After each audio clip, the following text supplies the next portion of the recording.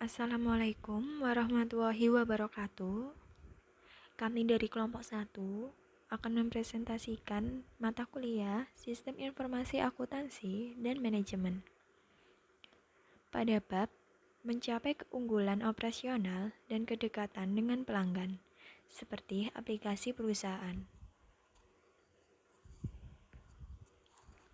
Saya Nirma Mufaidah Dwi Ajeng Surmanto, NIM 20, bersama teman saya Rizky Susanti, NIM 03, Rifkiansa AP, NIM 16, Miftahul Jannah, NIM 32, dan Disa Wahyu, NIM 41. Apa itu sistem perusahaan?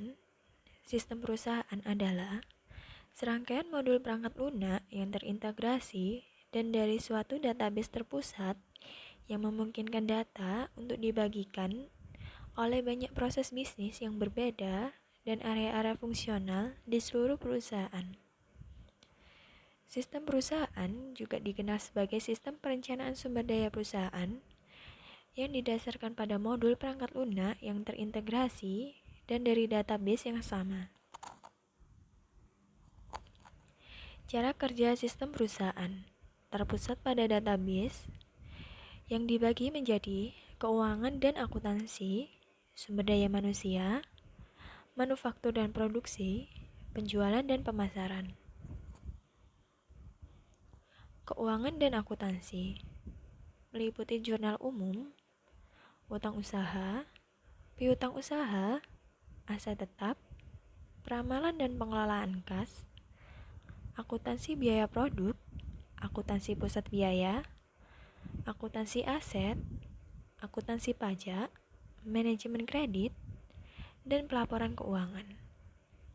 Sumber daya manusia meliputi administrasi personalia, akuntansi biaya, penggajian, perencanaan dan pengembangan personalia, akuntansi tunjangan, penelusuran pelamar, manajemen waktu, kompensasi, perencanaan tenaga kerja, manajemen tenaga kerja, dan pelaporan biaya perjalanan.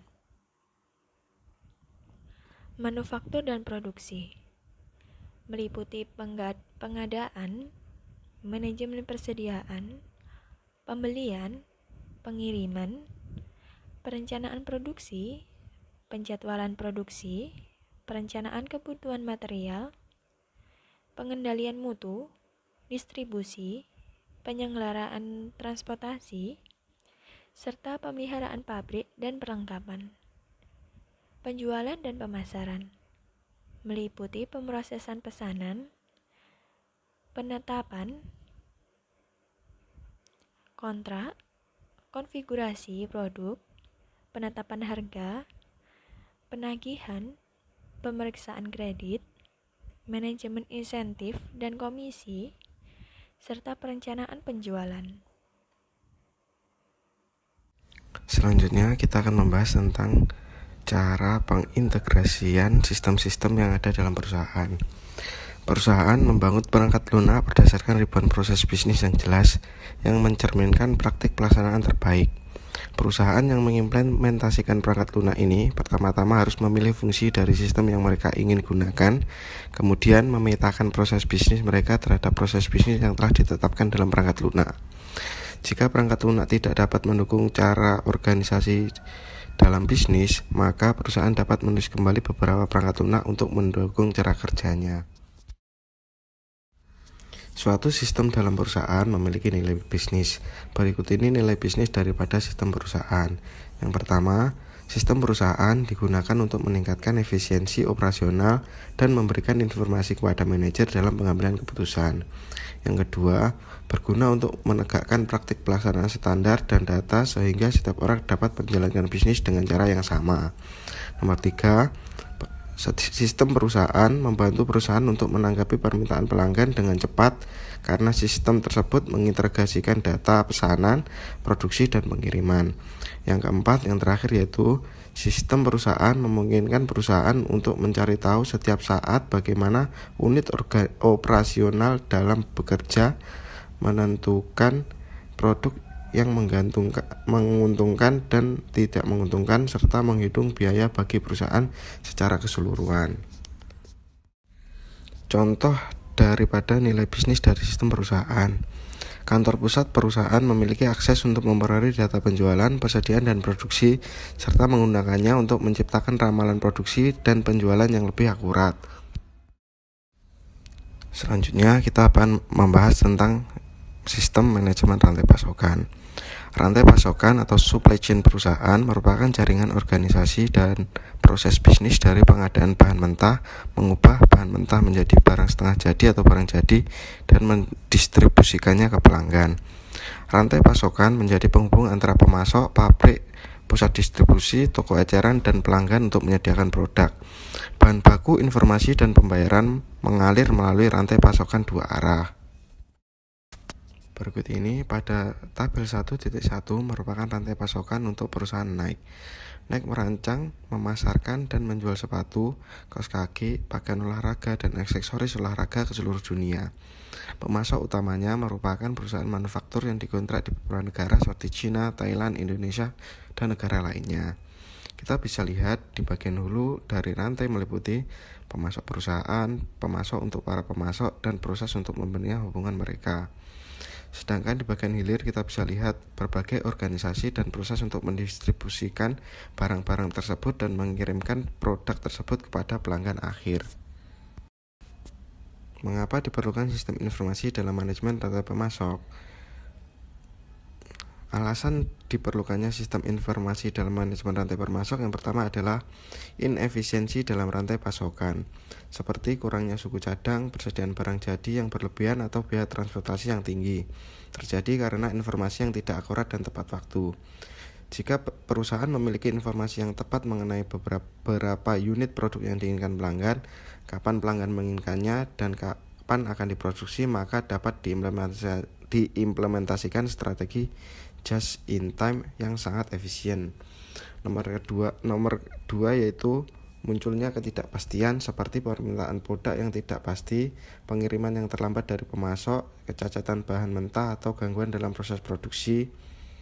Untuk mengatasi ketidakpastian tersebut, produsen biasanya menyimpan bahan baku atau produk lebih banyak dari persediaan daripada jumlah yang sebenarnya dibutuhkan. Stok pengaman ini bertindak sebagai penyangga untuk kurangnya fleksibilitas pada rantai pasokan. Yang ketiga, masalah lain seperti efek bullwhip. Efek bullwhip yaitu informasi mengenai permintaan produk yang menyimpang dari biasanya ketika melewati satu entitas ke entitas selanjutnya sepanjang rantai pasokan. Apabila permintaan sedikit mengalami kenaikan, akan memberikan dampak yang berbeda-beda antara anggota rantai pasokan, distributor, produsen, pemasok sekunder, pemasok tersier untuk menimbun persediaan, sehingga tiap anggota memiliki cadangan. Perusahaan tersebut bergejolak sepanjang rantai sehingga awalnya adalah perubahan kecil dari perencanaan yang akan berdampak besar yang menyebabkan membengkaknya biaya persediaan, produksi, gudang, dan pengiriman. Efek bullwhip ini dapat dikurangi dengan mengurangi ketidakpastian mengenai permintaan dan penawaran ketika seluruh anggota rantai pasokan memiliki informasi yang akurat dan terkini. Seluruh anggota rantai pasokan harus saling berbagi informasi yang dinamis mengenai jumlah persediaan, jadwal, peramalan, dan pengiriman, sehingga akan lebih banyak informasi yang tepat dalam menyesuaikan perancangan sumber daya produksi dan distribusinya.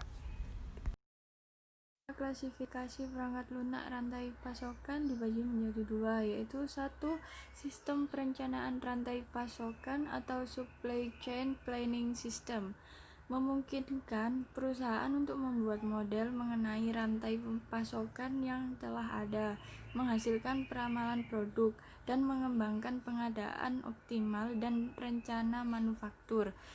Yang kedua, sistem pelaksanaan rantai pasokan atau supply chain execution system, mengelola aliran produk melalui pusat-pusat distribusi dan gudang untuk memastikan bahwa produk tersebut dikirimkan ke lokasi yang tepat dengan cara yang paling efisien.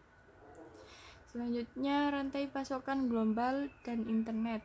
Sebelum adanya internet, koordinasi rantai pasokan terhambat oleh kesulitan dalam membuat informasi bergerak secara perlahan di berbagai sistem rantai pasokan internal yang berbeda-beda untuk pembelian, pengolahan bahan, produksi, hingga distribusi.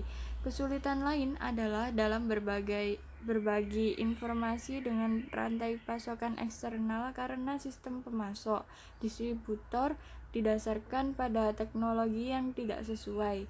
Sistem perusahaan dan rantai pasokan ditingkatkan dengan adanya teknologi internet. Manajer menggunakan web untuk memasuki sistem pemasok untuk menentukan apakah persediaan dan kemampuan produksi dapat sesuai dengan permintaan produk perusahaan. Selanjutnya, permasalahan pada rantai pasokan global. Ada 3, yaitu 1. Bentang jarak geografis dan perbedaan waktu. Yang kedua, regulasi pemerintah dan perbedaan budaya. Yang ketiga, alih daya manajemen akibat globalisasi. Selanjutnya, model sistem manajemen rantai pasokan.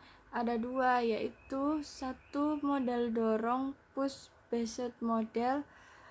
Jadwal produksi utama didasarkan pada peramalan permintaan produk, dan produk tersebut didorong kepada pelanggan.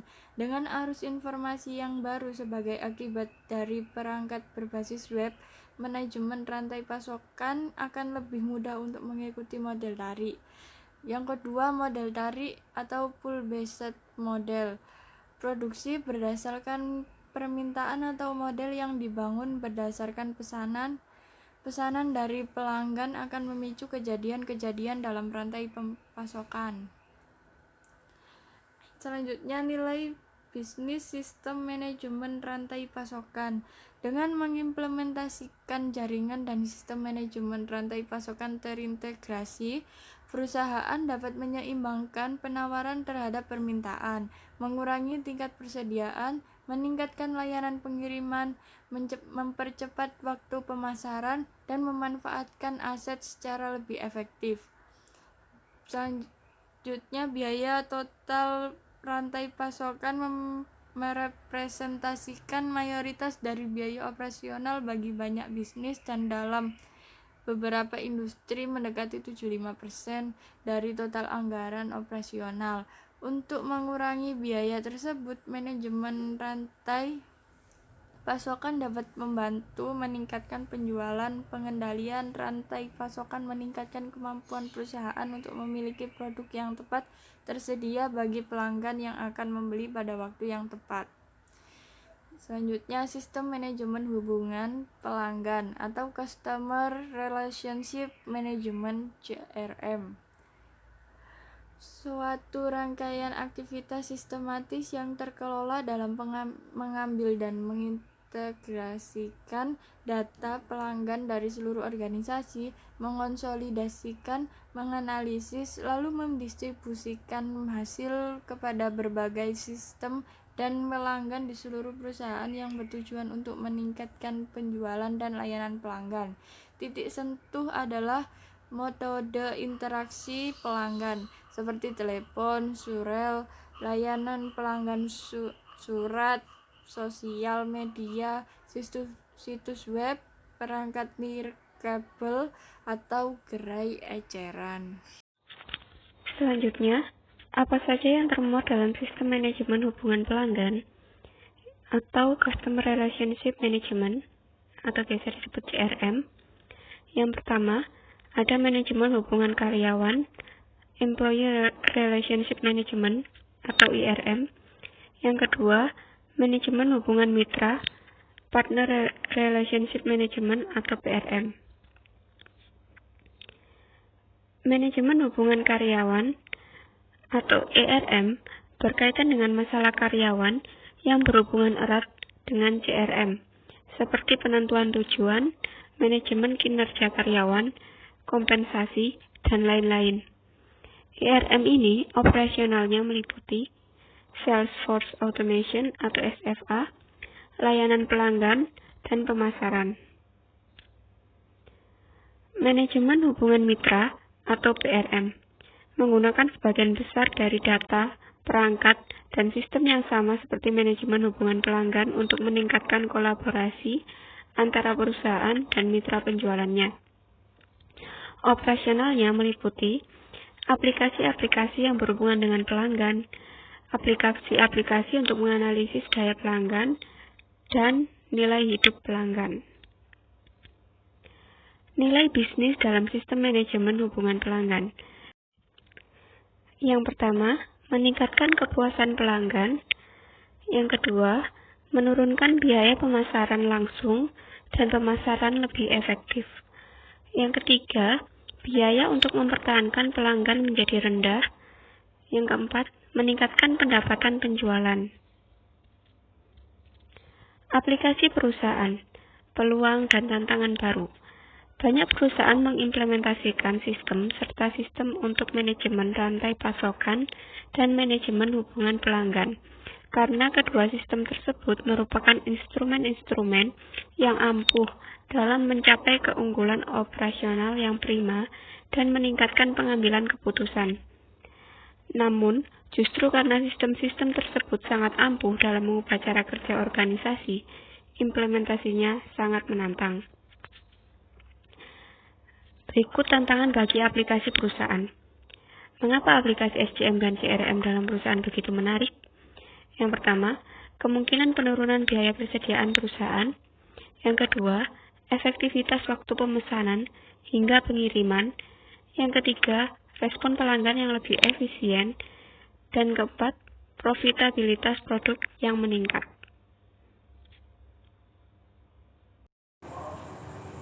Selanjutnya, saya akan menjelaskan konsekuensi dari implementasi aplikasi perusahaan. Yang pertama, melibatkan bagian perangkat lunak yang kompleks dan harganya mahal. Yang kedua, biaya implementasi bernilai besar yang mencangkup perangkat lunak, database, biaya konsultasi, dan pelatihan. Yang ketiga, memerlukan perubahan dalam lingkup proyek dan penambahan pekerja sebagai penyesuaian. Untuk tantangan dari implementasi aplikasi perusahaan, yang pertama, membutuhkan perubahan teknologi yang menyeluruh, juga perubahan operasional bisnis. Yang kedua, para karyawan baru yang harus menerima fungsi kerja dan tanggung jawab yang baru. Yang ketiga, membutuhkan pelajaran organisasional yang baru. Yang keempat, timbul biaya penggantian akibat peralihan data yang tersimpan pada aplikasi sebelumnya. Aplikasi perusahaan generasi berikutnya. Vendor perangkat lunak CRM meningkatkan produk mereka untuk memperoleh keunggulan dari teknologi jejaring sosial. Peningkatan tersebut membantu perusahaan dalam mengidentifikasi gagasan baru dengan cepat, meningkatkan produktivitas, dan mempererat interaksi dengan pelanggan. What's new? Apa yang baru selanjutnya memungkinkan pemanfaatan aplikasi melalui web. Yang kedua, kemampuan untuk berintegrasi dengan sistem lainnya. Menciptakan sebuah enterprise suite atau e-business suite untuk membuat manajemen rantai pasokan, manajemen hubungan pelanggan, dan sistem perusahaan bekerja sama erat satu sama lain. Dan yang terakhir, menciptakan platform untuk proses bisnis baru yang dapat mengintegrasi informasi dari berbagai macam aplikasi. CRM sosial. Seberapa penting CRM sosial? Pelanggan diberikan ruang untuk memberikan saran tentang konsep baru dan fitur perubahan dalam produk perusahaan, sehingga mampu meningkatkan nilai produk. Customer service untuk pelanggan dapat dilakukan lebih cepat melalui sosial media seperti Facebook dan Twitter ketimbang melalui telepon dan surel. Perangkat CRM sosial memungkinkan perusahaan memantau, menelusuri, dan menganalisis aktivitas sosial media ke dalam proses. Intelligent business. Vendor aplikasi perusahaan juga meningkatkan fitur intelligent business mereka untuk membantu manajer mendapatkan informasi yang lebih bermakna dari sejumlah besar data yang dihasilkan oleh sistem. Fungsi intelijen bisnis yaitu yang pertama, fitur ini memberikan kemudahan perusahaan menghasilkan laporan yang fleksibel. Yang kedua, dapat dilakukan analisis khusus, dashboard interaktif, serta visualisasi data. Dan yang terakhir, fitur ini mampu bekerja dalam perangkat genggam atau mobile. Terima kasih atas presentasi dari kelompok kami. Wassalamualaikum warahmatullahi wabarakatuh.